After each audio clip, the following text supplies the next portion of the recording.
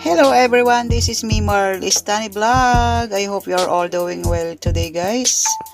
And iniingatan po ng ating mahal na Panginoong Diyos. Sampu po ng ating pamilya sa Pilipinas at sa lahat po ng mga mahal natin sa buhay. And sana po ay iniingatan din tayo dito sa abroad sa mga ka-OFW ko. So guys, my video for today ay papakita ko sa inyo ang banding naming mag-iina ng aking mga anak. So ayan po. And syempre ayan, mag-relax muna tayo guys. Ito po kami sa Namaste guys. And magpapamassage and put spa kami ng aking panganay. Hindi ko kasama this moment ang dalawa kong anak dahil sila po ay may pasok. And may lalakarin din po kami ng aking panganay sa kanyang graduation. Sa kanyang upcoming graduation. So ayan, mag-relax muna kami. I-try natin itong bago guys sa may Kalasyaw. Sa may hotel dito sa Kalasyaw guys. So I think Namaste ay Indian. Try natin ang Indian. Ayan, maganda po ang kanilang kanilang place. And napakatahimik, malinis, mabango.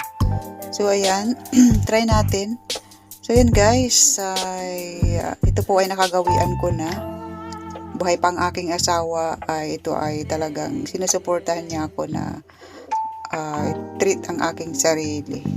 So ayan, dalaga pa po ako ay ganyan na po ang aking bisyo. Ito ay simpleng bisyo lang guys, wala akong ibang bisyo kundi ang para sa katawan din natin. So hindi po ako nagpapasosyal-sosyal sa mga dyan, mga basher, charot. Ito po ay aking after kong mag-graduate ng college ay nakapagtrabaho na. So ayan, every ay pag may time and may extra ay nagre-relax ako ng aking katawan, nagtitreat ng ating katawan. So ayan, yearly naman tayo umuwi, or nung last hindi patay ng asawa ko ay 2 times a year. So ayan, tayo po ay nagpapatanggal ng mga lamig-lamig sa likod at sa mga bahagi ng ating katawan. So, ayan po, ang ganda po ng kanilang place and napakalinis. Maaga po kami dyan, so kami po ang unang customer. So, ayan. Amili po tayo, isagad na natin ang maganda. So, ayan guys, may mga pahid-pahid sila dyan. Kasi ang pinili ko po ay yung may pampa-whitening ng ating mga ng ating binti at maliban sa scrub. Ayan, hindi ko alam kung ano yung nilagay, kulay green siya, para siyang aloe vera or something na gel na ang lamig din. Ayan, sarap po, kaka-relax. And after nyan nilang mababad ay scrub naman nila ang ating talampakan. Alisin nila ang mga kalyo-kalyo sa ating paa. So, ayan. Hindi naman siya masyadong makalyo kasi kakauwi ko lang last January. So, ayan. Hindi pa siya masyadong makalyo. Ayan po ang kanilang place. Ayan. Nagustuhan ko yung mga dyan, mga quotes nila. About pamper yourself. Ayan, pampering self and treat yourself. Ganyan. So, dyan na rin po ako nagpa-massage, nagpa-whole body massage after ng aking foot spa. At kasama ko ang aking anak na panganay. Siya rin po ay nagpa-foot spa and nagpa-cleaning, nagpa-pedicure. Hindi na siya nagpa-massage kasi kakapa-massage lang niya last month daw. So, ayun. Ayan naman guys, after nilang banlawan yung green, ito naman ay parang chocolate siya, amoy chocolate, napakalamig. Para siyang talaga, ice cream na galing sa freezer. Ang lamig niya guys at napakabango. Parang ang sarap-sarap niyang kainin. Ayan, nakakatuwa kasi may nag-comment sa akin dyan na sabi, ano ba daw ang pinapalagay ko sa paa ko para daw tayo ng manok. O diba? So ayan guys, sa mga katulad kong OFW, itirit din po natin ang ating sarili pag umuwi. Ayan. Huwag puro tayo, puro work. Mag-relax din tayo. Ayan. Yan ang aking panata. Mag-relax, huwag puro work.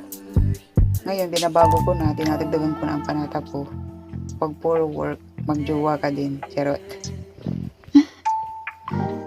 So, ayan guys, binabalot na nila. And, ayan. So, ibababad yan. And, after a few minutes, I think 10 minutes, tsaka nila inalis and binalawan. And, tsaka start na ng massage and scrub. Ayan.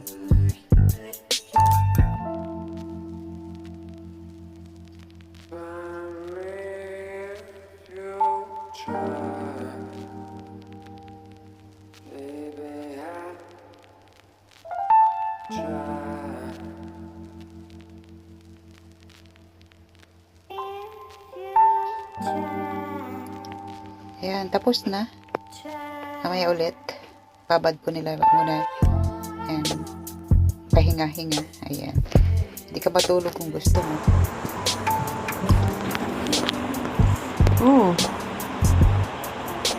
So, ayan. Baka next ay amoy ako chocolate naman na. ang mag-treat sa akin dyan. Kasi Ay, chocolate siya.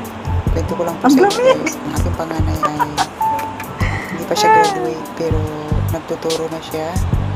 Meron na siyang work kasi meron siya mga credentials na nakapasa siya sa mga exams national about sa financing. So ayun, pwede na siya magturo online. So meron siya mga estudyante sa US and Korea. So until now, yun pa rin ang kanyang work, and nag-work na rin siya sa finance sa kanyang pinag-graduatehan.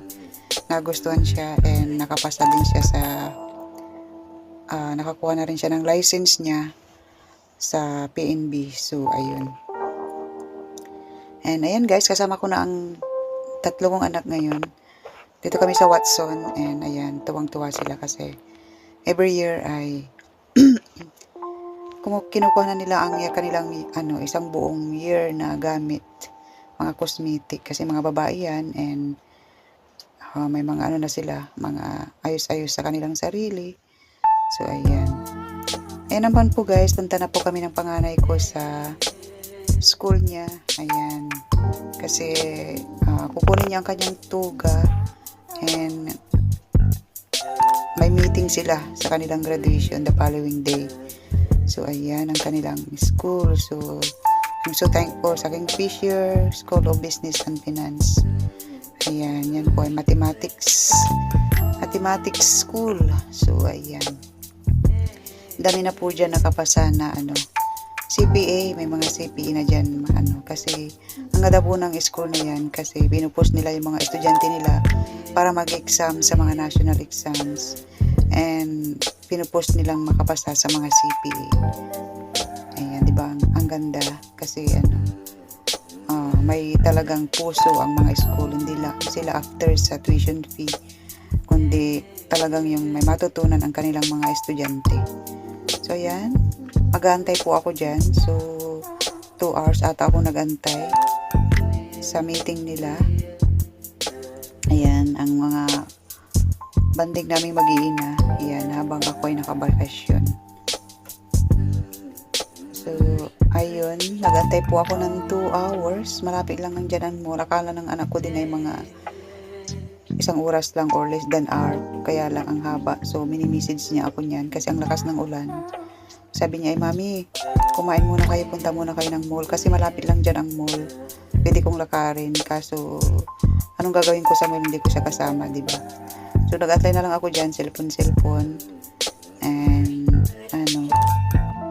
nagmumuni-muni. Ayan, nagpapasalamat sa Panginoon kasi nagpapasalamat sa school kasi dyan na-mold ang aking anak.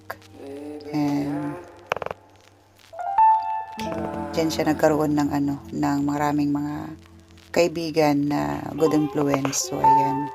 After nilang mag-meeting ay kumain naman kami sa KFC. Ayan. Malapit lang yung mall dyan sa kanilang school. Walking distance lang. So, ayan. Kaming dalawa lang dyan kasi nasa bahay pa ang aking mga anak. So, before the graduation night, ayan, nagkita sila ng kanyang best friend. Ayan, so, may pasalubong siya sa akin kasi naiwan ako sa hotel. So, nakakatuwa guys kasi bumili siya ng leche plan sa ali daw. May nagtitinda daw na ali na nag-iisa na lang daw yung kanyang tindang leche plan. So binili daw niya, kaya lang ay may ano na langgam. So sabi niya, ba't mo bumili, may langgam? Sabi niya ay naawa daw siya sa lola. So ayan, kinuha na lang daw niya. And ano, para makauwi na daw yung lola kasi ang lakas ng ulan at saka naaawa daw siya. So sabi niya, wag mo lang kainin mami, hindi na rin niya pinakain sa akin yung leche plan. So ayun, nakakatuwa lang, nakataba ng puso kasi ramdam ko na may mabuti talagang puso ang aking anak. So ayan, 'di ba? Nakakatuwa, nakaka-bless na nakikita mo yung mga anak mo lumalaki na naging mabuting mga bata sila. Even though malayo ka sa kanila, 'di ba? So ayun. So ayun guys, dalawin din naman po natin ang aking asawa guys. So ayan. Hindi ko po siya madalaw agad kasi napahupa pa kami ng baha. Malalim po dyan. So ayan. Ayan. Thank you Lord. Thank you asawa. Pasalamat lang ako kasi alam ko na pinagpipiri mo kami dito. Pinagpipiri niya kami dito sa lupa. So ayan. Huwag kang mag-alala and gagawin ko ang lahat para lang matupad natin ang pangarap natin sa ating mga anak. And ayan, sana ay happy ka na dyan. And happy ka na makita yung mga anak natin na lumaking mabubuting bata at responsable. Ayun, at sana ay pag-pray mo din ako. So ayun, thanks God and God bless everyone.